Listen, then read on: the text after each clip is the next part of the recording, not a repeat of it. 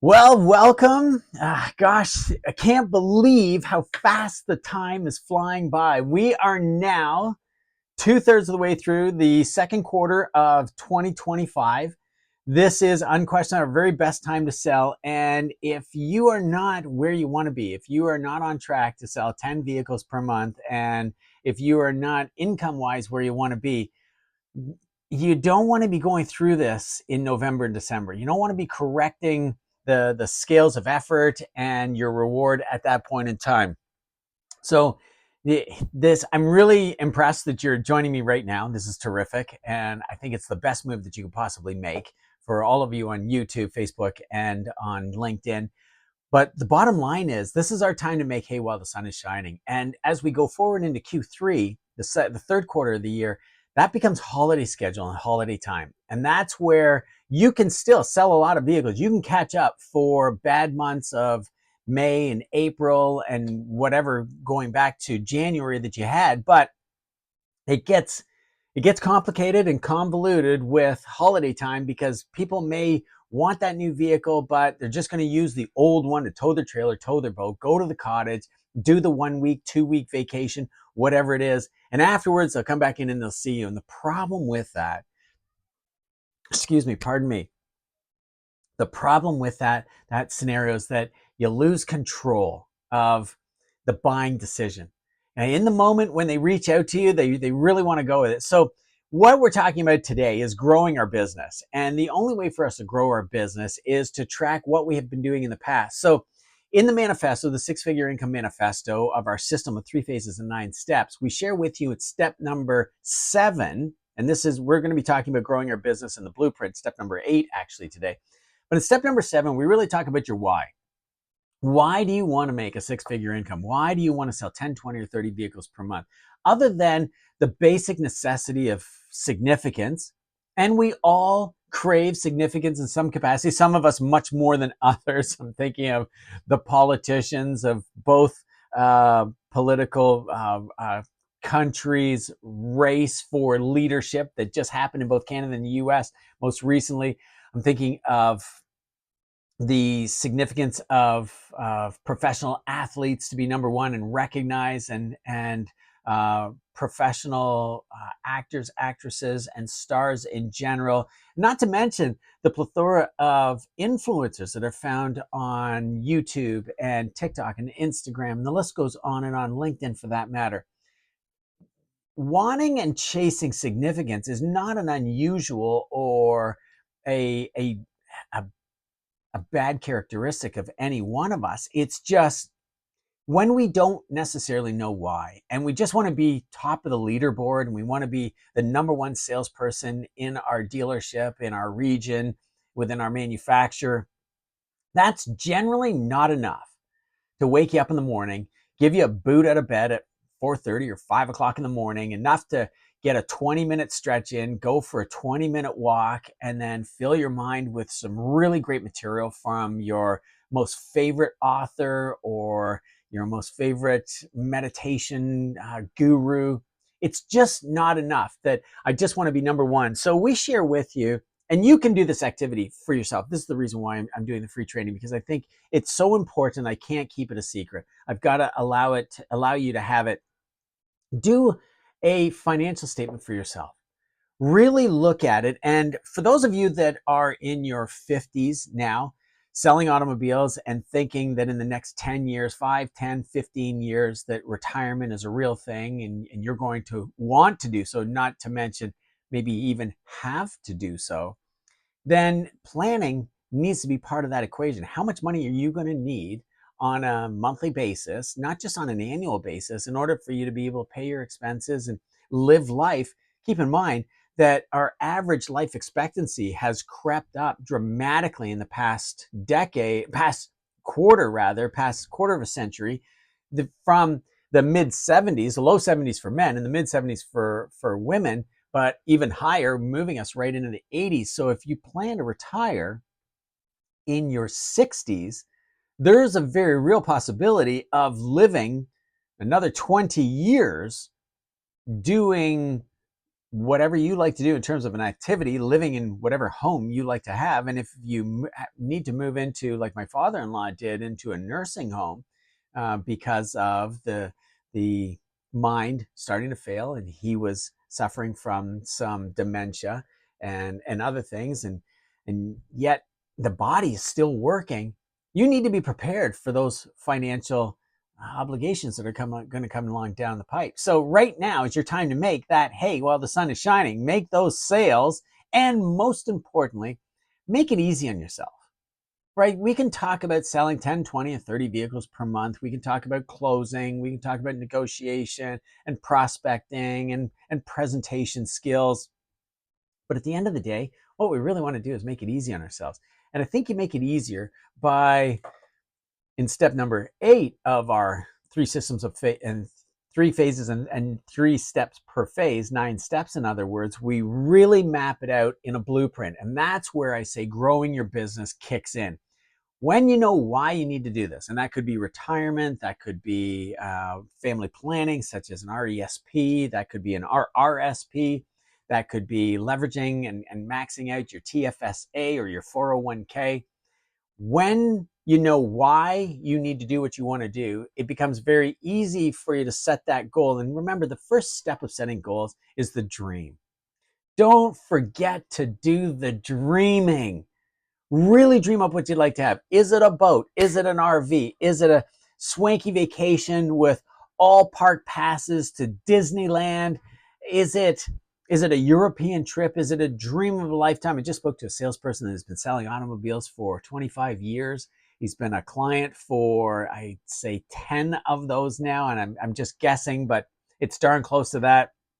The dealership that he was working at just sold, and he's staying on as one of the high performers. And he said, you know what, Bill, I've put this off and put this off, and it's just perfect timing. The dealership is sold. We're in the transition phase, trying to understand what the new management is like and their policies and procedures and how everything's going to work. And he said, I booked a holiday. I booked a 2-week family trip to Europe, and we can't all wait to go. And I've been putting it off and putting it off. There's never been a perfect time. And this probably isn't a perfect time either. And I said, absolutely, Peter. No time is better than right now.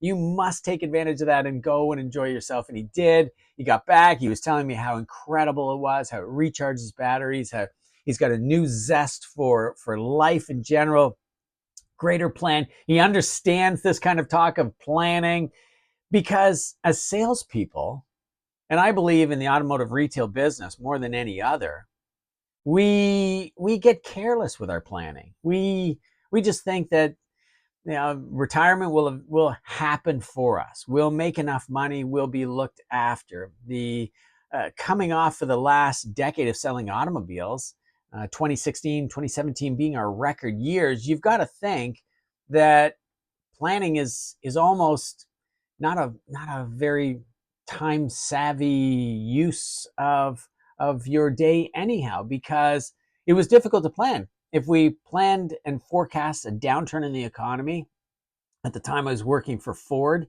as their business coach internally for them, we did forecast as leaders a downturn, and there would be fewer sales made, and the service department would probably boom, and the parts department would sell more. And while that did happen, it didn't happen at the planning that we thought it would. And that was because at the front end of the building, and certainly the manufacturing level, the economy was great and people were buying automobiles. And we just, quite frankly, the leadership team admitted that we can't forecast what is going to happen until, of course, the pandemic came along. Now we had the inventory shortage and the chip shortage, and people couldn't get their automobiles. And we really thought the best solution and plan was get rid of everything that we've got on the ground. If we are going to go into a disastrous situation, we don't want to be paying interest on the product that's on the ground. And when we realized we weren't going to get replacement product afterwards and started to hang on to automobiles and hold gross and make record profits, and the economy did not shut down and customers continue to flow in. In fact, they were kind of angry that they couldn't get their car. It really drove home another plan for us, that how do you plan for that? How can you forecast that sort of thing? And so there has been a lot of proof to suggest that planning for success is not viable. It's not achievable. It's in some cases, someone would debate with me, it's not doable. It's not prudent. On the other side of the equation, I would suggest this to you, that now that we have some history on what an inventory shortage would do based on supply chain fragmentation of a pandemic, we could very quickly and easily determine how much product we're going to get and change our desking process, change our offer solicitation practice to hold gross and protect the inventory that we've got. And I think that's what we're going through. At least Canadians are going through that, and Americans are going through it with luxury European automobiles, but Canadians are going through it with some domestic imports. We're talking about Nissan, Honda, Toyota, and the likes of those products that are not going to come to Canada. So other product needs to be held. Obviously, the ones that are sitting on the ground, we're going to want to hold out for the MSRP and not go over MSRP. I wouldn't encourage anyone to do that, but it's fair for us to get MSRP, that they will be desirable as they start to become less available and supply diminishes. And so that's the planning that I'm talking about. Looking forward, not looking in the rearview mirror, but looking forward and trying to dream up what you would like to have and where you want to go and where you want to wind up at the end of this year, but using the rear view mirror, the historical data, to say, okay, this is how I steer my plan. And you may have set out a plan in January when I would have been encouraging you to do this exercise in the 1st of January. Your plan may have changed a little bit because of the tariff equation, because of the trade war between Canada and the US. It's a little easier in Canada. We're not imposing the tariffs that they are doing in the US, especially on steel, but it does change the volume of vehicles that are available to us. So when it comes to where you're going to get your leads from, it's a game of numbers. At the end of the day, you and I well know that in order for us to sell more, we need to talk to more people.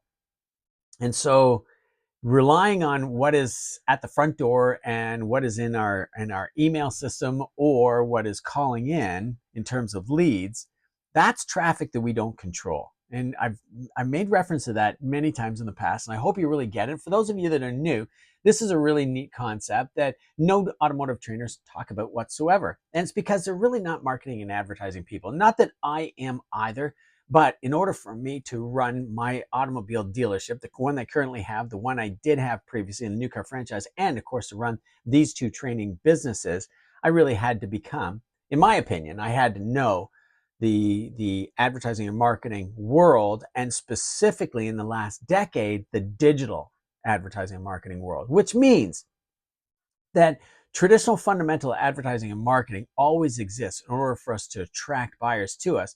But we have, like no other time in history, a magnificent opportunity as salespeople, as dealers, as managers, we have the opportunity to advertise for nothing at all.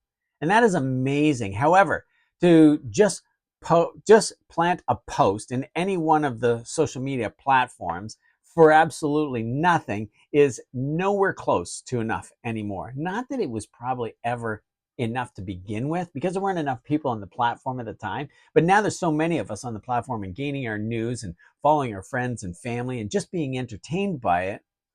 Your post probably doesn't rise up, doesn't percolate up to the top because of interest. Unless it is a fail video, unless it is current news, unless it is really something highly unusual that could go viral, highly unlikely that your latest trade-in that just arrived on the lot, and as beautiful as you think that it is, and as magnificent a price as you think it could be, the likelihood of it being found and pushed out to your entire geo-fenced area, let alone the extended area. So the extended area would go from your region to a quarter of your province or state, to your state or province, to your country, and then to the World Wide Web. Highly unlikely it's going to get there. But instead of chasing that Hail Mary opportunity and pushing your selling message, which is a commission breath, to intentional shoppers, and the intentional shopper, remember, is the toughest one to close, at the lowest possible gross profit, because albeit they want your product, they just want a product in general. If it's new, they want your specific brand product. If it's used, they just want something newer. And that could be driven by the pain that their current vehicle is going to quit on them, or it could be driven by the fact that they just haven't purchased a vehicle in a long period of time. Average age of a car in North America is 16 years of age. So you want to make sure that you're staying current and you're not putting too much money into the maintenance and operation of that vehicle, while every day it depreciates and every kilometer that goes on it creates more mileage in terms of maintenance costs. They just want something that you have, but they want the very best deal. That's the intentional shopper, and that's why they shop for 6 months, as Google tells us. On the other side of the equation, in order to grow your business, you've got to balance your pipeline. Something that average ordinary automobile sales training doesn't talk about and has let you down, and something that we really help you with, is recognizing there are two conduits to wind up at your sales rate. The first conduit is the pipeline. So this is where you want to bring as many people possibly into your fold so that you are top of mind. They're aware of the fact that you sell automobiles in whatever region that you're in, with the brand and at the dealership that you're at. Number two is, when you've created that top of mind awareness and people are going to reach out to you, they have now fallen into your sales funnel. And so the sales funnel, albeit lots of discussion and topic about, is the funnel dead? Is the funnel over?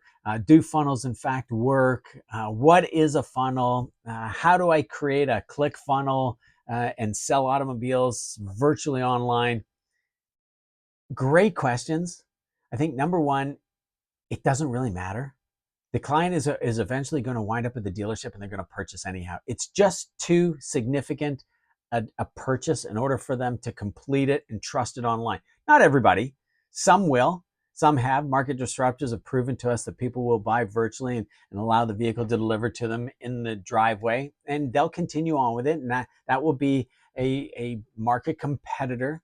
But most, I think we will all agree, and how we would like to interact with people is, come on in the dealership, make sure the vehicle is perfect and it's right for you. So when we look at attracting these clients, the easiest and best pull strategy that you have, presenting your attractive character, that's what is going to make you top of mind. Someone's going to see you and go, I like them. I don't know what it is that they say. I trust them. I believe them.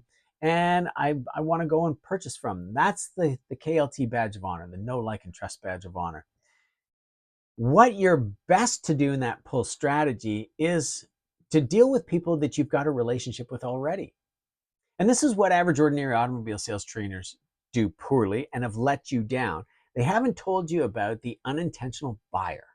The unintentional buyer is the individual that has purchased from the dealership in the past, or if they haven't purchased from your dealership at all, but they are servicing the vehicle in your service department, they are familiar with the dealership and they're comfortable with doing business with you folks. So you could reach out to them and offer a free trade appraisal, or get a step ahead of it and just do a trade appraisal and leave it on the front seat. And then, of course, there are the orphan clients within the organization. And of course, if you have been selling in that dealership for more than 6 months, just 6 months, you have a magnificent opportunity to get repeat sales, not necessarily selling the car that you just sold them. There is a 6 month plus a day club in Canada that works extremely well, where dominant A-type buyers like to turn the vehicle over on a frequent basis. The manufacturer likes that we like them to keep their automobile for 6 months plus a day. Then it can be traded in and sold into the American market because of the dollar exchange advantage. And that just frees up the new vehicle to be produced and put on the road. And the American marketplace gets to capitalize on really low mileage, clean, great vehicles. But that aside from the 6 month plus a day club, you can get clients that, if you've been selling vehicles for 6 months, say you've been selling 8 vehicles a month, you're not even breaking double digits, and you've been on the floor for 6 months, that puts 48 clients in your portfolio that, if you were to go after each one of those clients for the second car in their driveway, And let's be really optimistic about this, but at the same time, make this hard for me too. Like, don't make it easy. At 48 clients that you could go after, let's say only 10% of those turn into appointments. Now, that would put you at 4.8. So let me round it off to 5. Or let me, oh, no, make it hard on me. Let's round it down to 4. Let's go with 4 appointments. At a 20% closing ratio, you're almost 2 sales. So let's say, for instance, worst case scenario, out of all those people that you reached out to see what the second or third vehicle in their driveway is, and you got 2 sales, and one of them couldn't get approved because of credit or buyer's remorse, or maybe you wrote the order and you got to order them the vehicle, so you can't really count it as a sale because you only want to count your deliveries. The bottom line is you could get one deal. So if you sell 8 a month, you could sell 9 this month. Now, the other equation is that with 6 months worth of customers out on the roadway, and each one of those customers know 2 people, just 2 people that will purchase an automobile in the next 6 months. Those 2 people come from their family alone, not to mention their colleagues, their friends, their neighbors, their associates in clubs and events. There are easily 2 people within their network that are going to purchase an automobile. And if you could just reach out and get 2 referrals from those 48, now we're talking about 96 worth of leads that have nothing to do with the front door, the email bell, and the telephone. And if you were to only get, let's say, of the 96, 10% of those turned into appointments. So 9.5 people showed up. And again, you sold 20% of them. You're selling 2 cars, right? 2 trucks, 2 ATVs, 2 UTVs, 2 vans, 2 pickup trucks, 2 SUVs, whatever the case is. So even if you had one person default for whatever reason, credit, buyer's remorse, whatever the case is, you still delivered 1. If you're averaging 8 a month and you get 1 repeat and 1 referral, you're now in double digits. We haven't even talked about your network of friends, family, and relatives. We haven't talked about service department upgrades at this point in time. I hinted at it earlier, and this is a wonderful opportunity.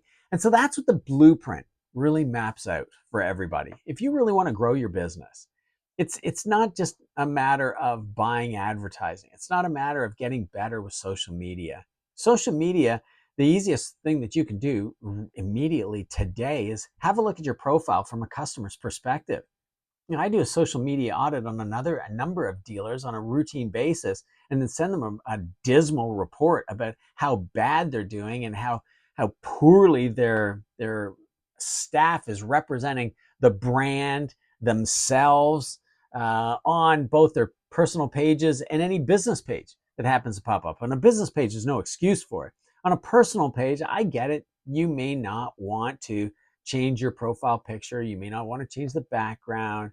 You're a sports aficionado and you absolutely love your home team. I understand that. But at the same time, what does that really matter? You're not changing your personality. You're not changing your DNA here. All you're simply doing is making it very easy for customers to find you so that you're top of mind when they want to buy, so that you can go and buy tickets on the yard line to watch your favorite team win their big trophy. It's entirely up to you. I don't know how many times I see salespeople struggle and beat their head against the wall looking for the opportunities that are right underneath their nose that could deliver so much more quality of life based on income and sales and what I started and prefaced the whole thing off with in terms of significance. You know, where the owner or the VP of your group or the president of your group walks on, gives you a pat on the back, as opposed to patting the general manager on the back or the sales managers on the back for doing a fantastic job. They come to you and they say, wow, you know, you went from 8 to 12 automobiles this month. Whatever you're doing, keep doing it. Let's see if you can hit 12 next month. Let's see if you can maintain 12. And that kind of encouragement really feels magnificent, terrific. Not to mention a 4-vehicle increase when selling 8 vehicles is a 50% increase. Imagine if your income right now rose by 50% and you weren't doing anything any differently. And it's what I make reference to called a flywheel. So all of this effort and this work, albeit this is knowledge that I'm imparting and tactics that you can leverage in order to get there, really boils down to the habits that you create on a regular basis. So we talk about the 7 habits of highly successful salespeople. I wrote this material eons ago, and it's still relevant today because it's fundamental to your success. And the bottom line is that 3 of the 7 habits are all about communication. If you're not maintaining communication and you kind of sort of want to make this your career, you're not exactly sold on it right now, or maybe you've been in it for 6, 7, 8, 9, 10 years, and you're like, I don't know how much longer I can last at it. The reason why you feel like that is the level of uncertainty that are under your feet.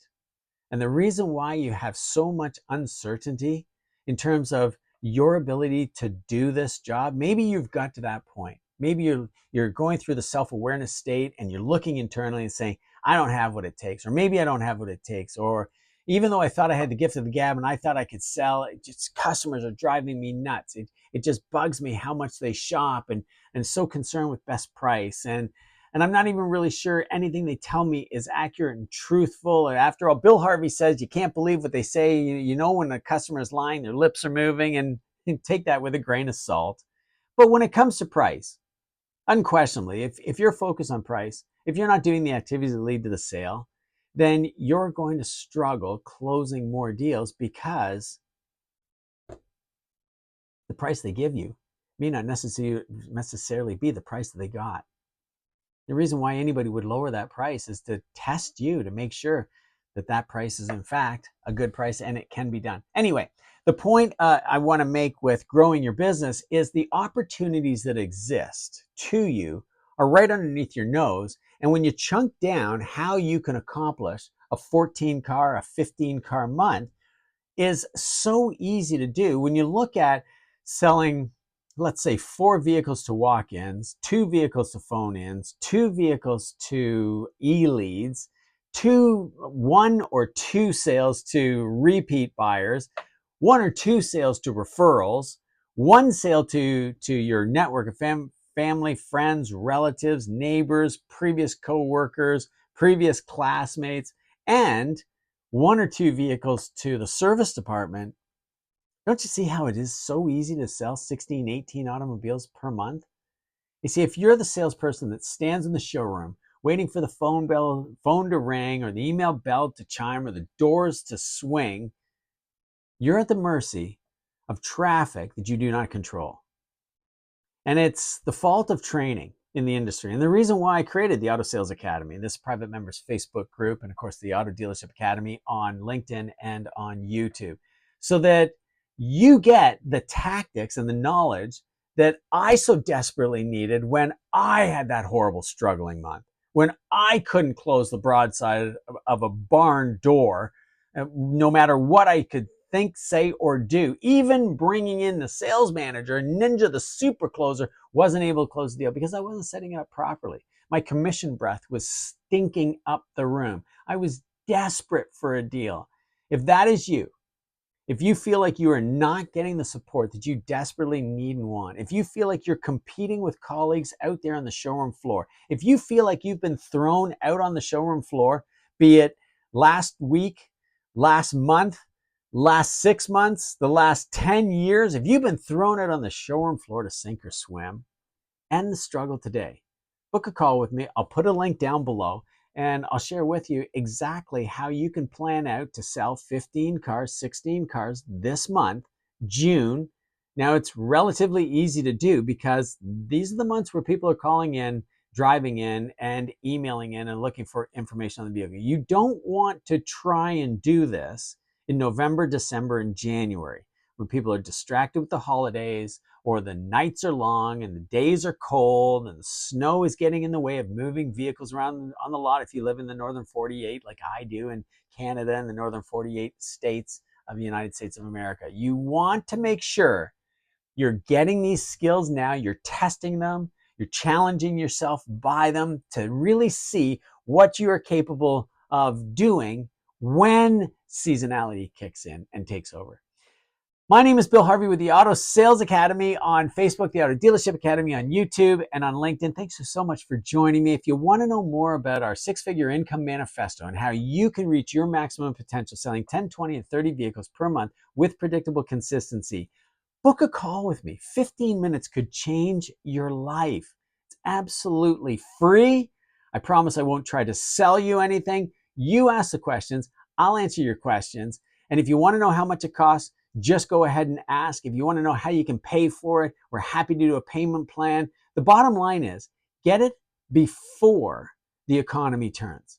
Get it now while the economy is good, while customers are coming in, and while you can pay for it in the very first month. And we've got lots of salespeople exactly like yourself that have gone through that equation.